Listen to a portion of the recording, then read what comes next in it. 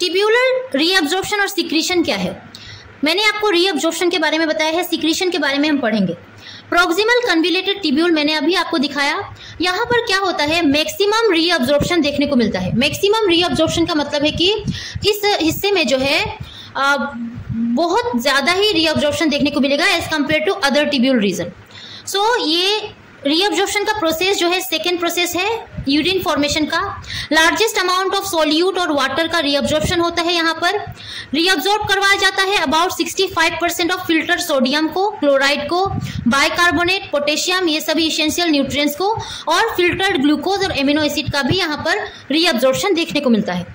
This tubule is made up of or lined by simple cuboidal brush border or epithelium which increases the surface area for reabsorption। Basically ये कैसे होता है, हमने कहा कि efferent arterial capillary के form में पूरे ट्यूब्यूल में इस तरीके से प्रेजेंट होता है और ट्यूब्यूल के सामने प्रेजेंट होता है।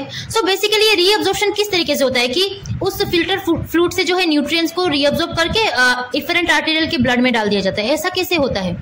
जो ट्यूब्यूल होते हैं, जो प्रोक्सिमल ट्यूब्यूल हो गया, कलेक्टिंग डक्ट का जो डक्ट है, वो सभी जो है इपिथेलियल सेल से बने होते हैं।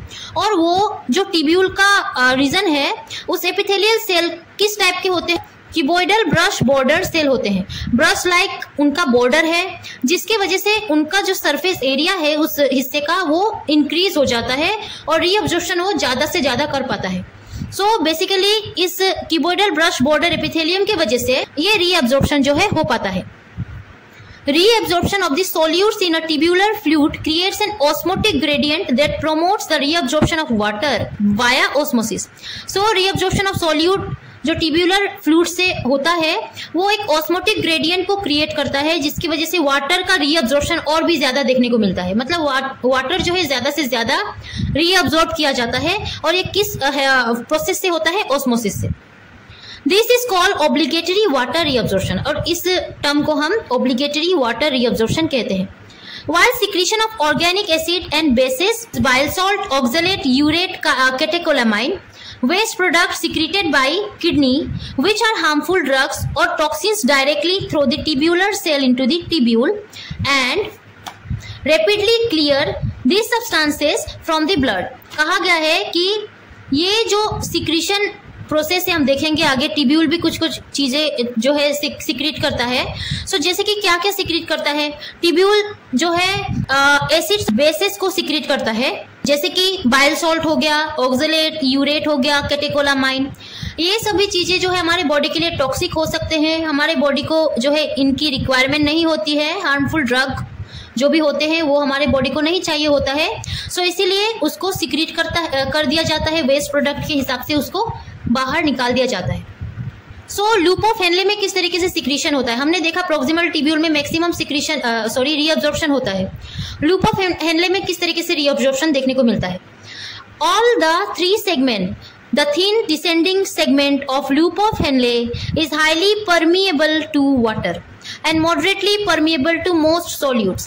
loop of Henle का भी वो हिस्सा जिसको हम जो है thin descending segment बोलते हैं, वो thin descending segment of loop of Henle में highly water permeable होता है, highly उनमें जो है reabsorption देखने को मिलता है।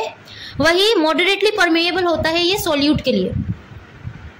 अबाउट 20% ऑफ फिल्टर वाटर जो है यहाँ पर रीअब्जॉर्ब किया जाता है in case of loop of Henle.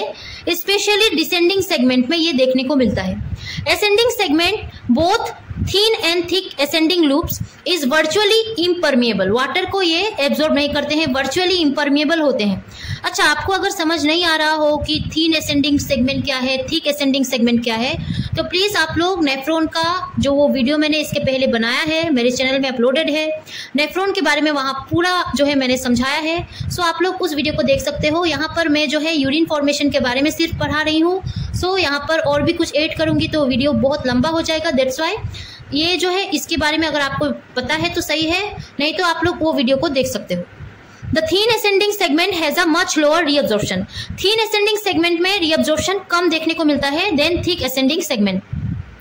In the ascending segment, especially in the thick ascending segment, loop of Henle, about 25% of filter leads to sodium chloride and potassium are reabsorbed. ये सब theory है, आप लोग पढ़ लीजिएगा इसको, जो है ये समझने के लिए मैंने यहाँ पर लिखा है. Considerable amount of other ion such as calcium, जैसे कि बाइकार्बोनेट, मैग्नीशियम, ये भी रिएब्जॉर्ब करवाया जाता है. कहाँ पर? Thick ascending segment of loop of Henle.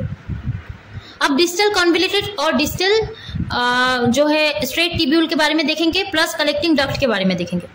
Distal convoluted tubule जो है यहाँ पर ये ऑलमोस्ट इम्परमेबल होता है वाटर के रीअब्जॉर्प्शन में. यहाँ पर वाटर रीअब्जॉर्प्शन देखने को नहीं मिलता है.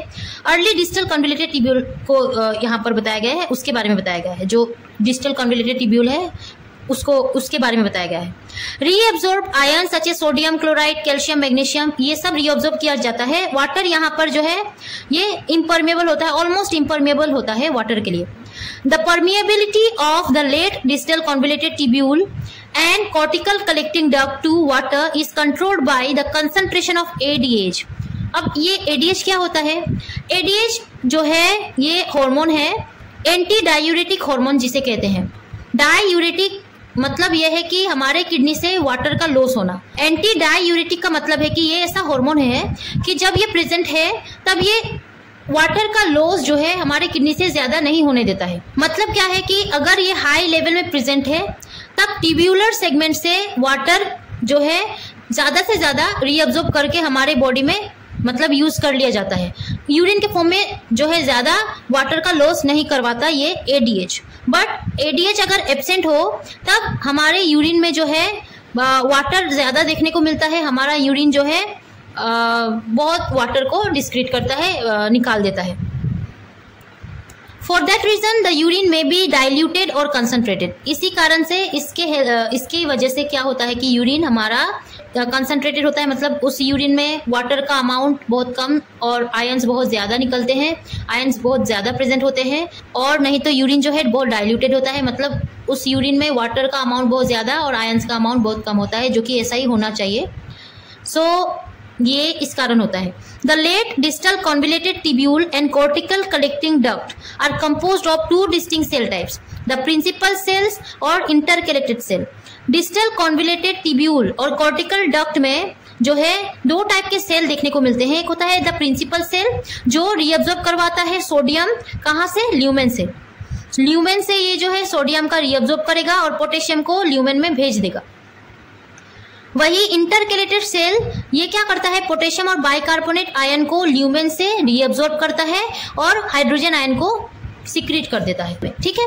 मेडुलरी कलेक्टिंग डक्ट क्या है? Reabsorption of water and urea occurs here. इस मेडुलरी कलेक्टिंग डक्ट में वाटर और यूरिया का रीअब्जॉर्प्शन देखने को मिलता है. ये ADH के ऊपर डिपेंड करता है, जो मैंने अभी आपको बताया है. ये जो है सिक्रीट करता है. अब मैंने अभी तक आपको सिक्रीशन के बारे में नहीं पढ़ाया है, मैं आपको आगे पढ़ाऊंगी. सिक्रीशन क्या है? जो हाइड्रोजन आयन है उसको ये सिक्रीट करता है मेडुलरी कलेक्टिंग डक्ट, और जो है ये एसिड बेस बैलेंस के रेगुलेशन में भी हेल्प करता है.